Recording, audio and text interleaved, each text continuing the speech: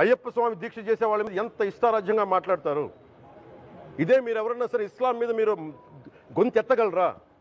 ఎందుకంటే రోడ్ల మీద వచ్చి కొడతారని మీకు భయం, అందుకు మీరు మాట్లాడరు. హిందువులు అంటే మెత్తని మనుషులు కదా, తోటి హిందువు కదా, మీరు ఏదైనా మాట్లాడచ్చు. మీకు నమ్మకాలు లేకపోతే మీరు ఇంట్లో కూర్చోండమ్మా. మీకు నమ్మకాలు లేకపోతే ఇంట్లోంచి బయటికి రాకండి, మమ్మల్ని ఏం అనకండి. మేము ఎలా పూజా విధానం ఎలా చేస్తాం, అలాగే ముఖ్యంగా ఫిల్మ్ ఇండస్ట్రీ కూడా నేను తెలియజేస్తా ఉన్నా.